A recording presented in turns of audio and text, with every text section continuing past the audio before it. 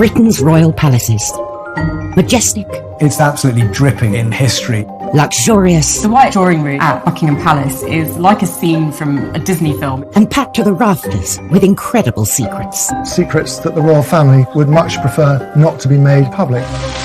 From royal courtships to royal births to royal marriages and scandals, the palaces have played host to all of that. This series goes behind palace walls. The royal palaces represent the monarchy and have incredible history. We'll learn how these iconic creations were built. 16th century kings built with brick in a way that we wouldn't recognise today. This is George IV leaving his mark on the centre of London. Uncover the spectacular palace art housed within. The royal collection is vast, and I mean vast. It has more than 1 million objects spread across all of the royal palaces. Just imagine what has been collected over centuries. This collection is unlike any other collection in the world. Discover their gruesome stories. It's an amazing insight into the royals' history, but also our common history. Frankly, if you're going to cut the head off a king, it's got to be done in a palace. And relive the recent events that shaped the modern royal family. The whole case was an absolute fiasco and a huge embarrassment. The Queen was particularly aggrieved that Harry had done it in the way that he had. This is The Secrets of the Royal Palaces.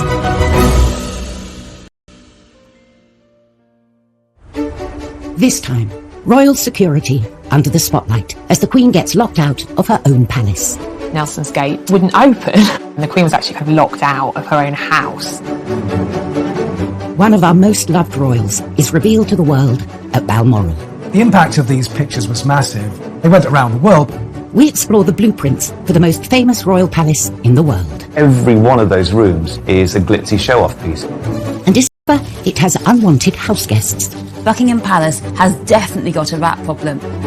And we reveal the secrets of one of its historic royal coaches. The coach isn't just a way of getting the Queen from A to B, it's a time capsule of British history across the ages. Royal palaces are found in every corner of the UK, from Balmoral and Holyrood in Scotland to Windsor and Kensington Palace in England. There's no doubt that the royal residences are unrivaled, I think, around the world. You know, you have centuries of tradition, priceless artefacts, really important pieces of British heritage on display, and I think we're very lucky to have them. And the history and heritage continue inside the palaces as well, as they also house thousands of priceless treasures. Collection of art and furniture and beautiful treasures in the whole world. It's really effectively all of the things that have been collected by monarchs over the years. So therefore it's a brilliant collection that reflects our nation's evolution and historical significance. The Royal Collection tells us amazing things about the last 500 years of British and world history. But at Kensington Palace, one of the most historically important artefacts is hidden in plain sight. The weather vane sits on top of Kensington Palace. Built in 1605, the palace is one of the country's most popular visitor attractions, with over 500,000 people a year walking through these gilded gates. I think most people who come to Kensington Palace are hoping to spot a royal. Sitting on the roof, this weather vane is one of the palace's most incredible secrets, a beautiful golden object nestled between the royal chimney pots. When you approach Kensington Palace, if you look up on the rooftops, you might just make out the glitter of a weather vane. But there is more than meets the eye to this thing. In 1689, the new monarch, William III, and his wife Mary, picked Kensington Palace as their home. These were turbulent times. Crucial battles were being won and lost on the high seas. Everyone was looking for an advantage, and this unassuming weather vane would become William's secret weapon. He had his navy out at sea at battle, and by knowing what direction the wind was blowing in, he'd know whether battle would go in his favour or against him. But it's what lies beneath this weather vane that makes it one of a kind. What William did was he commissioned a really ingenious object that's somewhere between art and engineering, and what it meant was that he didn't need to be outside to see the direction of the weather. Down in the King's Gallery, there is a map above the fireplace. This map is so important because It became the very centre of King William's military operations. It's got the 4 continents in the corner, and Great Britain has been made much larger in scale in comparison to the rest of Europe, particularly France, with whom England was at war at the time. It's an amazing work of art, but what's incredible also is the metal dial and how that works. Connecting the two are a series of pulleys. So as the weather vane moves on the roof of Kensington Palace, a dial shifts on the face of the map. Instantly, William could see the direction of the wind and plot his next military manoeuvre on his map. It was a game changer, giving him a crucial edge over the enemy. William and Mary mated, and amazingly, it's still in perfect working order more than 300 years later. William's weather vane may be subtle and hidden away, but Kensington Palace most certainly isn't. It's one of the most public and easily accessible of all the palaces. For privacy, the royals retreat up to Scotland, to their most secluded palace, Balmoral. Located 100 miles northeast of Edinburgh, Balmoral Estate has been a royal palace since 1852, when Queen Victoria and Prince Albert bought the land and commissioned the castle. Balmoral is where the royals go on holiday, but it's not like the kind of holiday the rest of us have. They are woken to bagpipes in the morning. They are piped into dinner in the evening. They dress up for dinner in formal clothes. It's quite a rigid life, but between those markers during the day, there is enormous freedom. It's the one palace they can almost guarantee privacy, which is probably why so many royal relationships have blossomed there. The Duke and Duchess of Cambridge spent time there when Kate was first being introduced to the family. But probably the most famous Balmoral romance happened in 1980.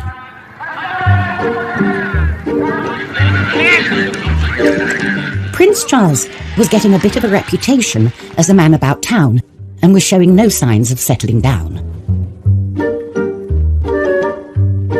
The first duty of the Prince of Wales was to find a wife and produce heirs to the throne, because that is their number one priority, securing the line of succession. After a series of failed relationships, pressure was mounting from within his family for him to find a suitable match. He was over 30. He had had a string of girlfriends. His father felt that it really was important that he needed to settle down, stop being a playboy, stop playing the field, and find a wife. And the press was also getting restless, going into a feeding frenzy whenever Charles was seen out with a lady. There was a lot of speculation, poor fellow, whenever he was seen with anybody, is she the one? He did feel pressure, there's no question, from the press, from the media, and indeed from his own family. Then, in September 1980, Prince Charles asked the Queen to invite his latest girlfriend, one Diana Spencer, to Balmoral for the weekend. A positive sign that this relationship was important to him. But for any potential wife or husband, there is a secret tradition that takes place at this royal palace. The Balmoral test, a pretty terrifying moment for any would-be royal girlfriend. You're really given the once-up. The royal residences. I mean, there's a lot of pressure to try and get it right. And other girlfriends of Prince Charles had fallen down. Would Diana pass the Balmoral test? This was a make-or-break moment for the budding relationship. The Queen thought this girl is completely charming, and she seems to love everything about the outdoors, which of course she didn't at all. But she was really putting on a good show. Diana was a huge hit at Balmoral that summer. She fitted in with everything that the royals do up there. She went for long walks, she fell in puddles of mud and got up and roared with laughter. Everybody fell for her that weekend. They have lots of outdoor barbecues where Prince Philip usually prepares and cooks the food. The Queen often does the washing up, and Diana was very happy to help. She rolled up her sleeves, by all accounts. She absolutely nailed it. Coming up in Secrets of the Royal Palaces, we learn how Diana was always one step ahead of the palace paparazzi. When I moved to either side to try and photograph her, she used the mirror to keep a tree between me and her. Very clever. And we discover how the Queen Mother dealt with unwanted house guests. She got the gun and she used to shoot them in the ruins of this crumbled part of Buckingham Palace.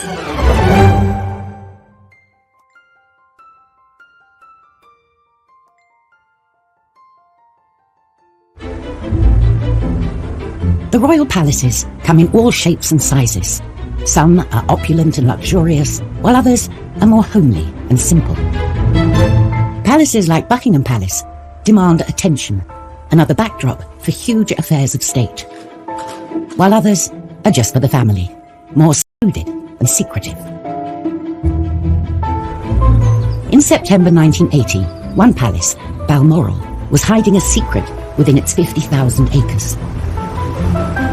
A secret that, when it got out, was going to change the royal family forever. The royal family have an annual holiday at Balmoral. It is one of the high spots of their year, and they are very private there. The press normally leave them alone for quite a lot of the time at Balmoral. But this year, they were joined by Prince Charles's girlfriend, Diana Spencer. She had already passed the royals' Balmoral test and got the family's blessing. But now, she faced the toughest test of all. How would she deal with the press? The press knew that there was someone around, but they couldn't quite identify which of the glamorous, bright young things who were sort of fluttering around Charles was the latest girlfriend was. So they kind of got away with it for a bit. Photographer Ken Lennox was a regular visitor to Balmoral, taking pictures of the royals on the moors and around the... ...of fishing in the River Dee. As I walked from the car toward the river, I saw that there was a young girl there, blonde, quite close to Prince Charles. The girl saw me and left Prince Charles and went into some giant fir trees. The next thing I saw, a compact mirror coming out from behind the tree. She turned her back to them, and I think she held up a mirror so she could see them, and they saw the mirror glinting. From her very first encounter with the photographers, who would later become a permanent fixture in her life, Diana proved herself savvy. She deliberately didn't want to be photographed. She used that mirror as she walked away, and when I moved to either side to try and photograph her, she used the mirror to keep a tree between me and her. Very clever.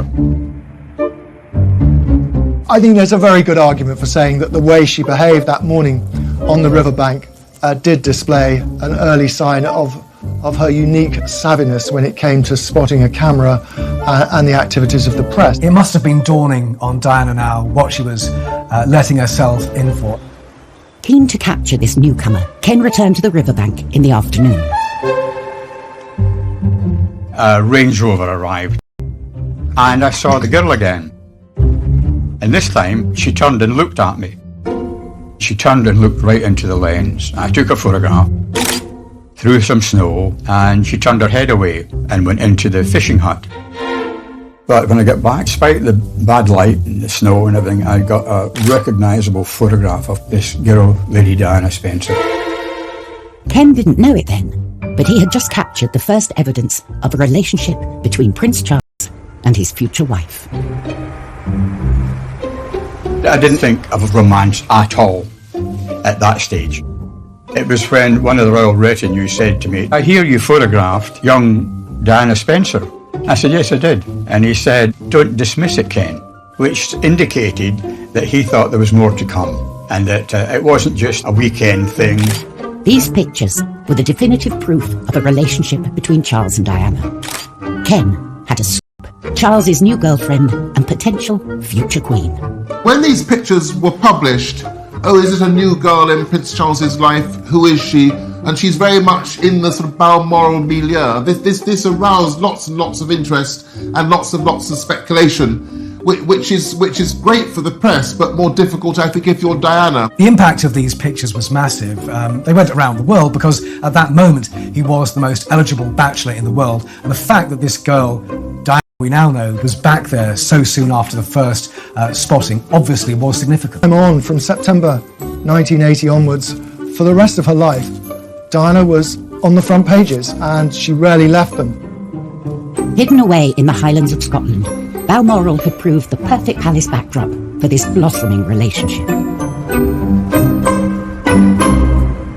Buckingham Palace, on the other hand, was designed to be seen. It's the most famous and most visited of all the royal palaces.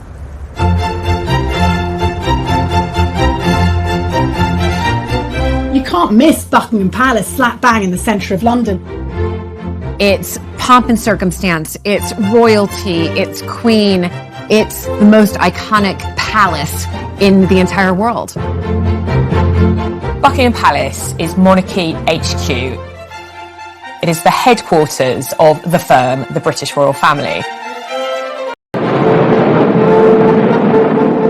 Buckingham Palace was the brainchild of one man, King George IV. George IV was a very self-indulgent king. He loved the pomp and pageantry, and he wanted a palace that was fit for a monarchy that had growing world significance. When George IV came to the throne in 1820, Royal HQ was St James's Palace. In his eyes, it was old-fashioned and cramped.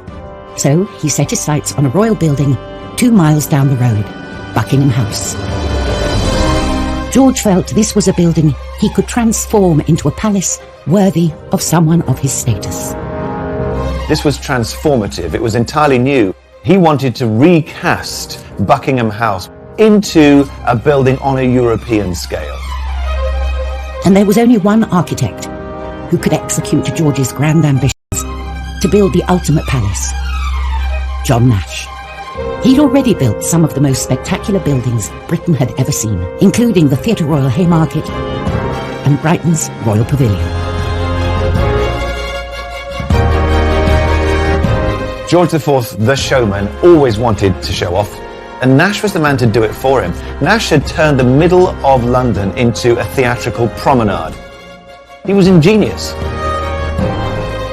Nash set about transforming Buckingham House into George's vision of a royal palace, doubling the main block in size and massively enlarging the rest.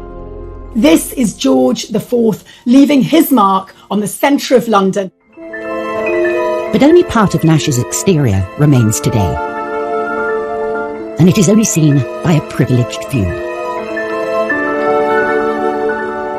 For those lucky few invited to a garden party, say, sloping down to lawns and beyond them gardens, a lake.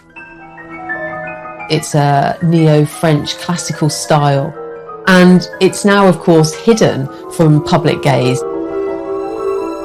However, the back of the palace was relatively dull in comparison with George and Nash's plan for the front. The pièce de résistance was Marble Arch. The arch was built in front of the palace as its grand entrance. It's the first building in Britain ever to be entirely built of Carrara marble from Italy. Every time the monarch swept through there, it would be with an imperial grandeur. But unfortunately, George never did get to sweep through the arch. He died in 1830, aged 67, before his grand palace was completed. The first monarch to move in was Queen Victoria in 1837, but she felt the palace wasn't big enough and started a major expansion project. She added an east wing. She basically needed more room for the kids. And the first casualty of her build was George's Marble Arch. This arch was basically in the way. It needed to be moved for her to extend the palace. Marble Arch was painstakingly moved, stone by stone, to its current location at the end of Oxford Street. Marble Arch used to be the entrance to Buckingham Palace. Now it's sort of in a busy roundabout. It must have been something of a heartbreaker of a job to dismantle something and then rebuild it for no purpose. As what? A folly, an eye-catcher? It just sits there. It was a monument that no one really wanted.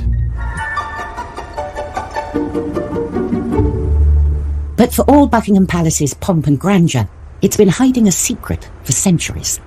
A secret it would very much like to get rid of. Rats. Buckingham Palace has definitely got a rat problem. When Queen Victoria moved to Buckingham Palace as Queen, she was shocked by how many rats there were. The rats treated Buckingham Palace like their own personal playground, and when Victoria moved in, she tried to put a stop to it, and really it ended up being a bit of a battle. It got so bad that Victoria had to appoint her own rat catcher, and this was Jack Black, whose was VR, rat and mole catcher to Her Majesty. And he really was the rat whisperer. I think that Victoria really hoped that he would exterminate the rats for good, but I'm afraid he didn't. The rats continued to plague Buckingham Palace throughout the reigns of all the monarchs. And in World War II, the Queen Mother used to use the rats as target practice. So she had a gun and she was practicing for target practice. She got the gun and she used to shoot them in the ruins of this crumbled part of Buckingham Palace. So the rats have always been a problem throughout all of Buckingham Palace. As recently as 2019, exterminators were called in because rats were seen tearing through the royal kitchens. I honestly think that the best place to be in London if you're a rat is Buckingham Palace. There's lots of food, there's lots of hidden places, there's lots of holes because it's such an old house. So rats have a good time in Buckingham Palace, and they historically always have. So if you go to a state banquet, you never know, there might be a couple of rats lurking under the floorboards. Still to come on Secrets of the Royal Palaces. Now St George's grand front gate has gone, but the palace's dazzling staterooms more than compensate. The White Drawing Room is exquisite, and that's so deliberate. It's all about reinforcing the mystery of monarchy. And a royal hellraiser wreaks havoc at St James's. Suddenly his court became one of extravagance, of hedonism, and certainly of women.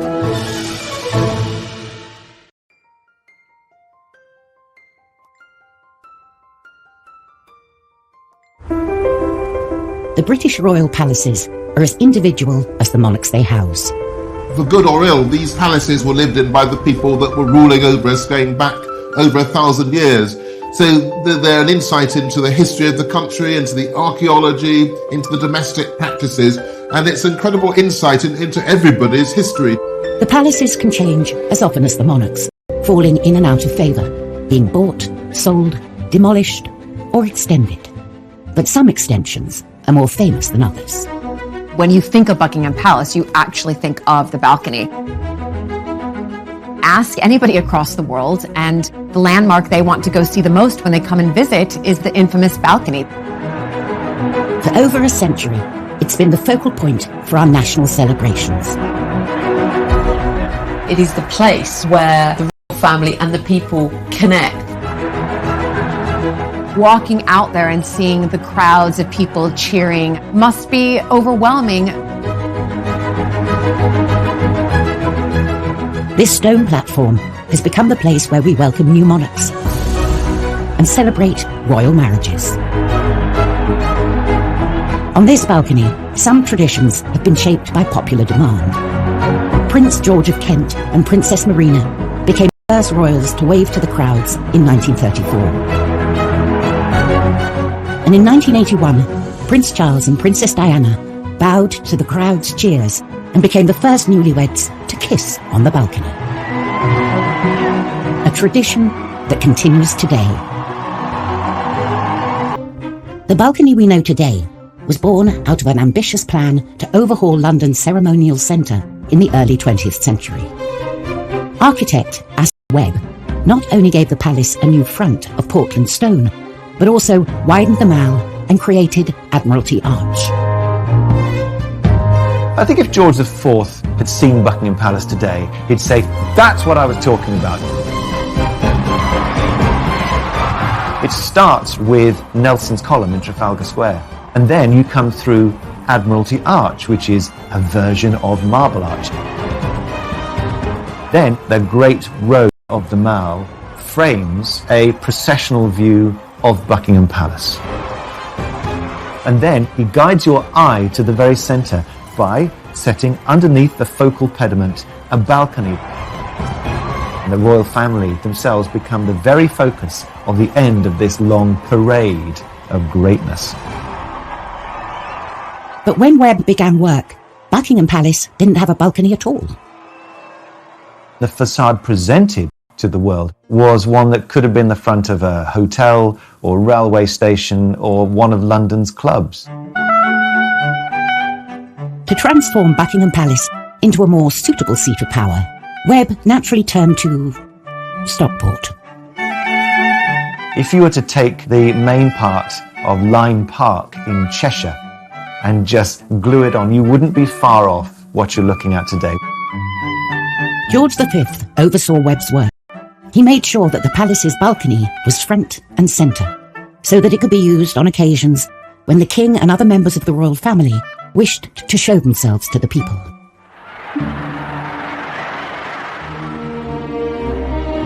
Just months after the building was completed, World War I broke out, and the crowds gathered to seek reassurance from the king. But perhaps the balcony's most defining moment came on VE Day in 1945. They talked of it being draped in crimson and fringed in gold, across the sort of grey slash that is the frontage of Buck Pal. There is this kind of extraordinary flicker of hope and majesty around which everyone could gather and cheer and say hallelujah because the war was over. It gives a focal point, if you like, for national emotion. Millions watch the royal family standing on the palace's balcony, unaware it's a copy of a Stockport Stay Home. But not all monarchs use their palaces to celebrate moments of national pride. Back in the 17th century, one particular hell-raising earl used St James's Palace to throw bashes.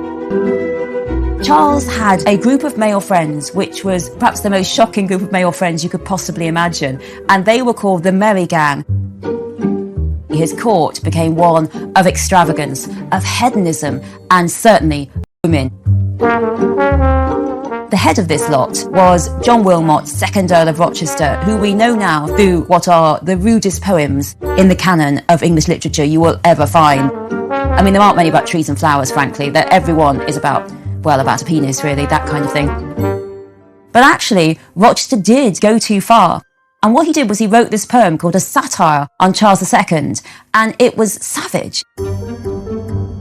It savaged the king, it savaged the court, and it was so disdainful.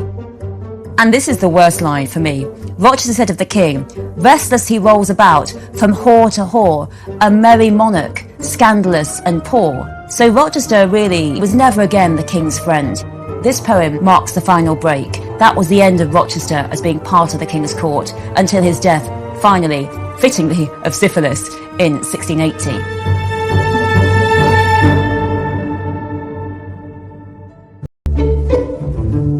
When royal palaces aren't being temples to debauchery, they're normally used as working buildings, the offices of the monarchy. Buckingham Palace is the Queen's main work address. It's here she spends most of her weekdays, carrying out the duties of state. But most Thursdays, she gets to get away from the office and travel up to Windsor, the palace she thinks of as home. Windsor Castle is the Queen's favourite of all of the royal residences. It is the one place that she considers home. Windsor is the one that means the most to her. It's a journey that's made most weeks and should run like clockwork. It's all about communication. When Her Majesty leaves Buckingham Palace, they will choose a route and through an encrypted system will inform Windsor Castle that Her Majesty is on way and that the ETA is roughly half an hour or whatever. But on the 5th of March, the Queen turned up at one of the palace's many side entrances, ready to start her weekend, only to find the gates of the castle firmly shut. The convoy arrived at Nelson's Gate in Windsor. It wouldn't open. The Queen was actually kind of locked out of her own house. Normally with royalty, it's rather like the door at number 10. It opens as you arrive. Similarly with royalty arriving at a palace, the gates open and then the gates shut after she's gone in. But just didn't seem to happen this particular day, which is astonishing, really. That door. The Queen, who values punctuality, can be seen looking very fed up in the back of her car with one of her dogs for company. Passers-by were taking pictures and kind of laughing because there was the Queen kind of sat there like a sitting duck. It's all rather embarrassing. Unfortunately, the gates of the castle remain shut, even after a little gentle persuasion from one of her protection officers. One of the bodyguards got out, a female bodyguard. I think there was an attempt to kick at the gate. Didn't work. Bit of knocking.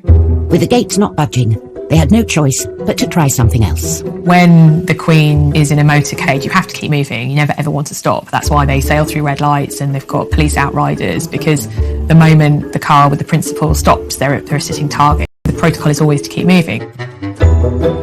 I would imagine temperatures went up somewhat, but you are trained to look at plan B and plan C if necessary. The cops had to do a U-turn. The cops had to do like a kind of circuit of Windsor while they alerted staff to get the gate open. Thankfully, after a quick trip around the block, her security team managed to contact the castle and inform them they had a rather annoyed monarch waiting to get into her own house. Whether they were embarrassed, I don't know. Whether they were angry, possibly. The Queen always says, famously, get it right. I don't imagine the Queen would have personally given them a rocket, but perhaps the message would...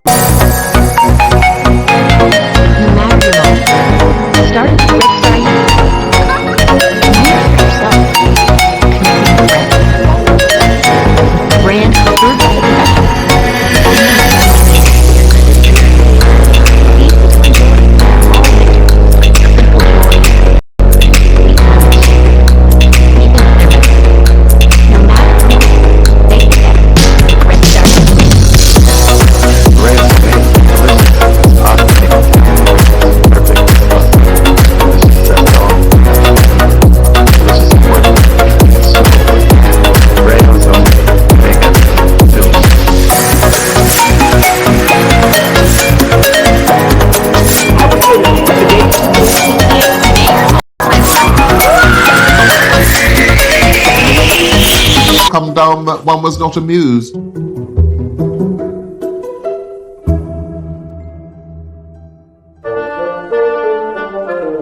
The royal palaces house an extraordinary range of art and design objects, and some are as practical as they are beautiful. None more so than the Queen's collection of carriages, a vital and iconic part of any royal celebration.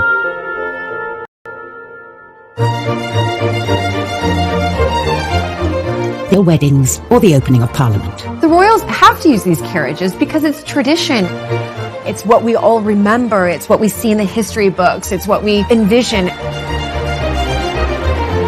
They form part of that pomp and ceremony and circumstance that we associate with monarchy and that the public enjoy. I never want the royal carriages to go away.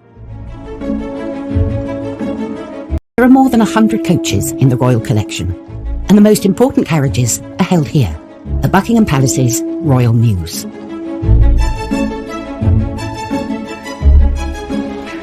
The newest coach on the Mews is the Diamond Jubilee State Coach, which made its first appearance in 2014 as the Queen set out from the palace for the state opening of Parliament.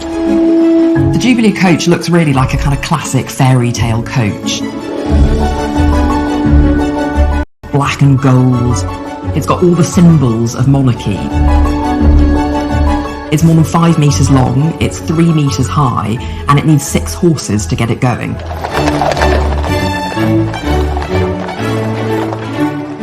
And of course, the perfectly clean and large windows allow her subjects a glimpse of the monarch as she passes by. We can see them much better. If they were in a car, it's faster.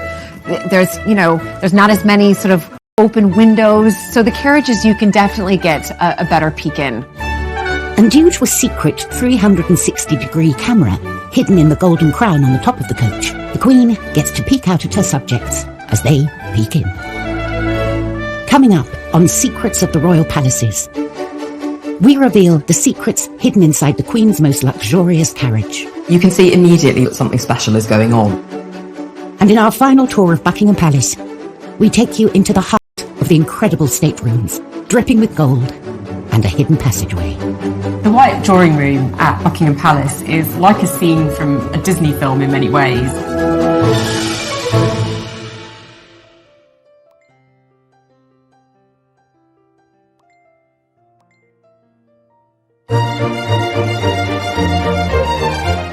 The Diamond Jubilee coach, the newest and most high-tech of the coaches on the Mews at Buckingham Palace, had its first public outing in 2014. The coach, made in Australia, was originally designed for the Queen's 80th birthday in 2006. The coachmaker was a man called Jim Frecklington, and I think it's fair to say he was an obsessive. He had actually already designed a coach for the Queen. That was the Australian state coach that was gifted to her in 1988. But with this, he wanted to do something even more extraordinary. For artifacts. You can see immediately when you look inside the coach that something special is going on. It's got this incredible patchwork of different small wooden panels. There's a piece of Canterbury Cathedral, there's a piece of Carnarvon Castle, there's something from 10 Downing Street, you've got something from Henry VIII's flagship, the Mary Rose, there's even something from the apple tree that Isaac Newton sat under. The handrails are a very personal touch for the Queen because they come from the decommissioned royal yacht Britannia. The coach isn't just a way of getting the Queen from A to B. It's a museum on wheels. It's a time capsule of British history across the ages.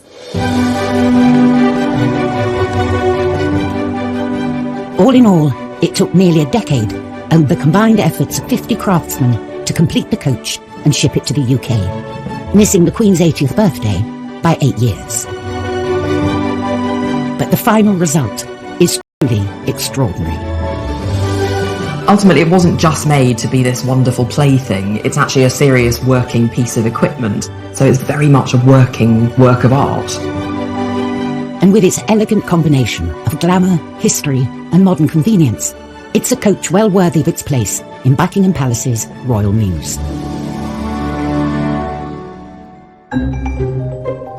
From the vast expanse of the Royal Mall to the imposing 20th century facade of Buckingham Palace, it's all about showing off.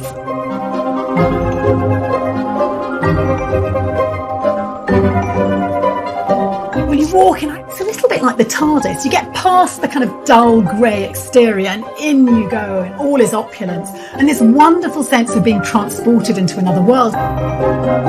George IV and his architect John Nash transformed what was Buckingham House into this most famous of royal palaces. Guests enter the Grand Hall and make their way through to the Grand Staircase.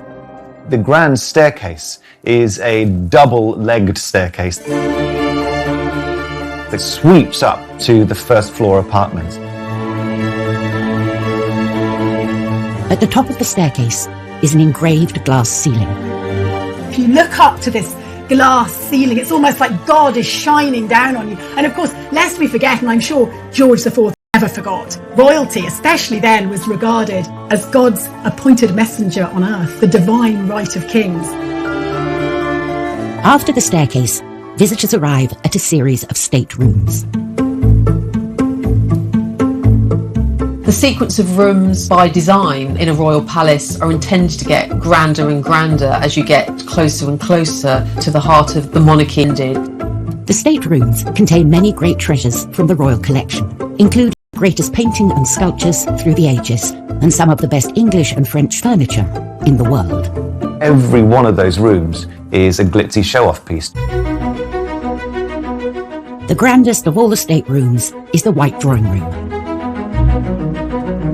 The White Drawing Room is exquisite, and that's so deliberate. It's all about reinforcing the mystery of monarchy. The grandest of the staterooms, adorned with French and English finest porcelain and furniture. The White Drawing Room at Buckingham Palace is like a scene from a Disney film in many ways. You have these incredible high ceilings, everything decorated in gold piano, enormous chandeliers.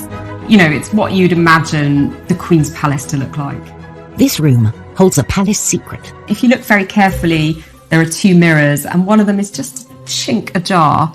And if you ask very nicely, someone might show you that it actually opens slightly, and that is the way that the Queen accesses her private apartments. The Queen enters from her royal closet, and out she pops, there to be presented among the chosen few. So really, Nash did us proud, or rather, did her proud. With no expense spared, Buckingham Palace has been wowing kings, queens, presidents, and the public for hundreds of years. It's the quintessential palace in the heart of London.